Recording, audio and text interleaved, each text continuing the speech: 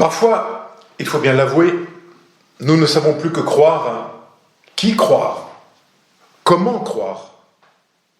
Tellement d'informations contradictoires, d'affirmations péremptoires, de spécialistes en tout genre, chacun y allant de sa vérité autoproclamée.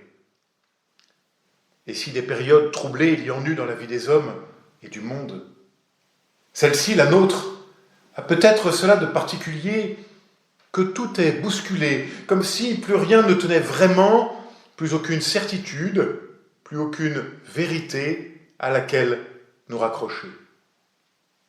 Et puis aussi, et puis surtout, il y a cette accélération, cet emballement généralisé, où le temps paraît comme avalé, où ce n'est plus lui, le temps, qui nous avale, à l'image de Chronos dans la mythologie, dévorant ses enfants, mais c'est lui, le temps, qui semble bien s'être fait dévorer par une accélération qui n'en finit plus, où plus personne n'a le temps pour rien, où le retour du même, sous sa forme de l'ignoble, de la violence et de la guerre, vient tout engloutir. Tellement que la tête nous tourne, en tout cas la mienne, et que monte peut-être en nous la tentation du désespoir. Et de nous réfugier alors peut-être dans un passé illusoire, dans une citadelle assiégée. Et c'est là qu'il importe de prendre le temps de s'arrêter, l'espace d'un temps de culte, par exemple. Faire un pas de côté pour voir les choses sous un autre angle. Allumer une bougie, une deuxième bougie en ce deuxième dimanche de l'Avent, afin de retrouver le rythme, un autre rythme, non plus celui imposé par le déluge médiatique, mais celui que nous offre notre foi.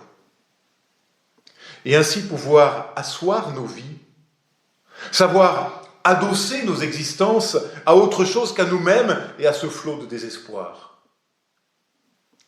Et Paul nous donne pour cela une clé, comme il la donnait déjà il y a près de 2000 ans aux Romains.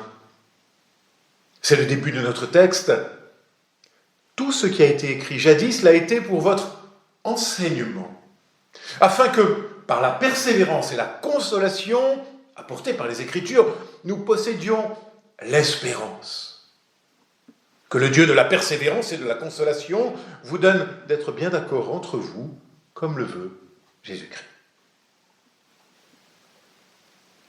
Tout ce qui a été écrit jadis l'a été pour notre enseignement, dit Paul. Voilà où nous pouvons adosser notre vie. Sur les Écritures, dit Paul. Alors nous le savions déjà, nous autres protestants, n'est-ce pas? Mais le vivons-nous vraiment? Pourquoi lire la Bible, me direz-vous? Eh bien, j'aime cette très belle formule de la théologienne Marie-Laure Durand. Elle écrit « Lire la Bible, c'est accepter de lire des histoires qui ne nous concernent plus pour mieux comprendre celles que l'on vit. C'est accepter de lire des histoires pour arrêter de s'en raconter. » Je la refais. Lire la Bible, c'est accepter de lire des histoires qui ne nous concernent plus pour mieux comprendre celles que l'on vit.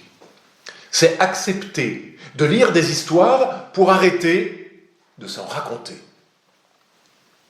Et oui, dans le tourbillon de ce monde, nous pouvons prendre le temps, chaque jour peut-être, de nous asseoir et de lire ces vieilles histoires afin d'éviter de nous en raconter. Et il est bien là, le roc premier, la source de tout le reste. Non pas, parce que la Bible serait un texte limpide, simple, évident, exempt de toute interprétation.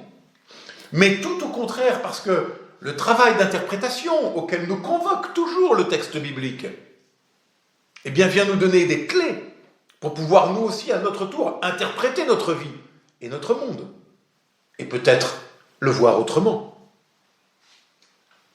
Et pour cela, dans ce travail d'interprétation, deux mots surgissent, deux petits mots, qui ne sont pas de grande vertu. Deux mots que les anciens traduisaient par patience et consolation.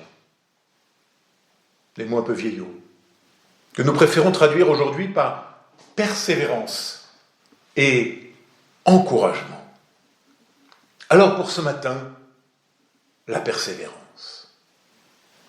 C'est que la foi, comme la vie, n'est pas un sprint, mais bien un marathon. Et que celui-ci demande de la persévérance. En grec, le mot persévérance se dit hypomoné. Le mot apparaît 32 fois dans le Nouveau Testament et presque toujours dans nos épîtres.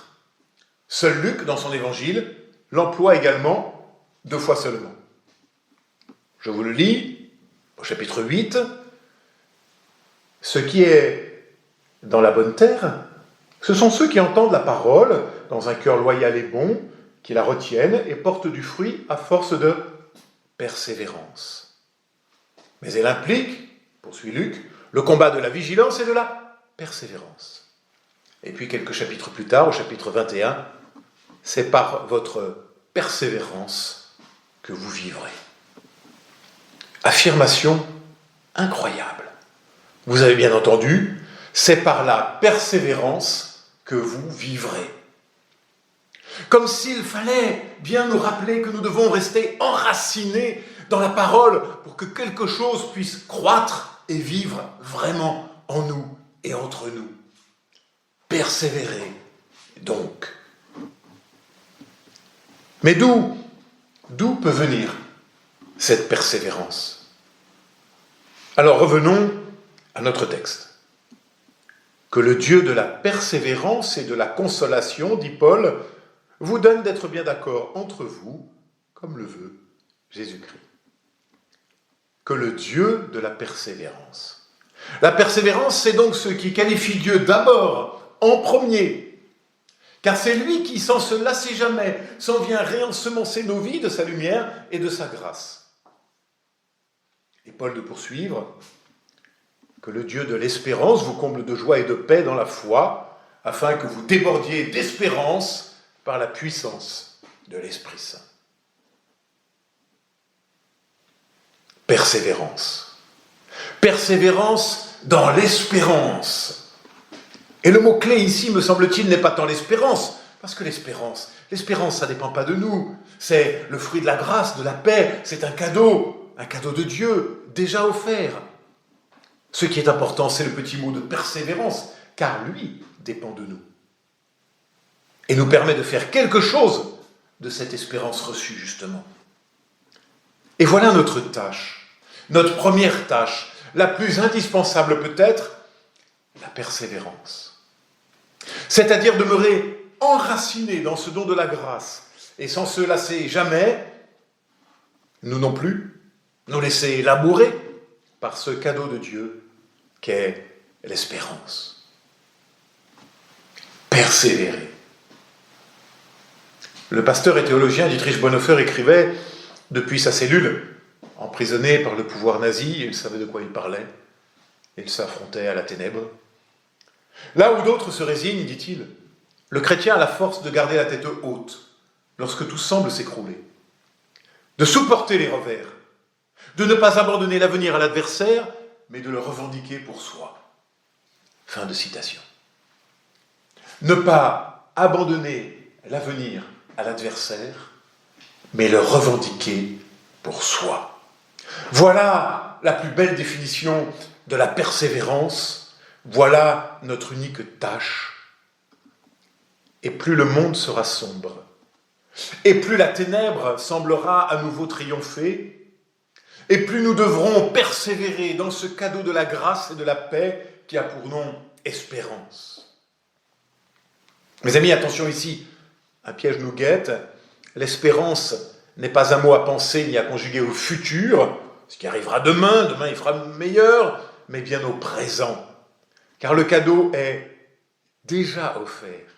Nous en sommes déjà ici et maintenant les dépositaires. Ce cadeau n'est pas pour demain, mais à vivre et à faire vivre dès aujourd'hui, ici et maintenant, avec persévérance. Mais comment faire cela? Comment vivre cela, me direz-vous? Eh bien, Paul nous l'indique, chemin faisant, encore et toujours, en accueillant la parole. Et en nous mettant toujours à nouveau à l'écoute de cette parole. Encore et toujours en restant enracinés dans cette parole qui résonne et nous façonne, qui nous fonde et nous féconde. Ma sœur, mon frère, laisse-la, cette parole de vie, faire en toi son œuvre. Laisse le souffle de Dieu labourer tes fragilités et tes souffrances, tes doutes et tes errances. Laisse-lui juste un peu de place. Prête-lui juste un peu l'oreille de ton cœur. Et tu verras. Elle sera véritablement alors encouragement. Et c'est notre second mot par lequel je termine, encouragement. En français, on entend le mot courage, mais en grec, c'est le mot parakléséos, dont l'origine veut dire l'avocat, celui qui vient et qui plaide pour nous. Oui, il y a désormais Dieu qui plaide pour nous. Voilà notre encouragement. Dieu qui croit en nous, quand bien même nous ne croirions plus à rien. Une parole, sa parole, qui résonne dans les Écritures bibliques et qui vient nous ouvrir à l'accueil de ce qui vient. Car n'est-ce pas cela l'avant? Non pas l'attente de ce qui vient demain, mais la vigilance à ce qui advient dès aujourd'hui, ici et maintenant, dans chacun de nos cœurs, dans chacune de nos vies. Car cette parole qui a retenti il y a 2000 ans, retentit toujours à nouveau, ici et maintenant, pour toi, pour moi, pour nous. Et cela vient transformer notre regard sur le monde, apaiser les peurs, calmer les rancœurs et les aigreurs, et nous retourner vers la vie et vers les autres qui sont la vie. Accueillez-vous les uns les autres, ainsi que Christ vous a accueillis, poursuit Paul. Accueillez-vous les uns les autres avec persévérance. Par votre persévérance, vous vivrez. Dis papy, vivre, c'est quoi? Peut-être rien d'autre que de persévérer dans le don de la grâce et vouloir être témoin de lumière. Ni plus, ni moins. Tu crois que tu n'en es pas capable? Mais personne ne l'est par lui-même. Mais enraciné dans la parole, alors la lumière peut venir faire brèche jusque dans l'opacité la plus profonde et tout alors est transfiguré. Voilà ce à quoi tu es appelé.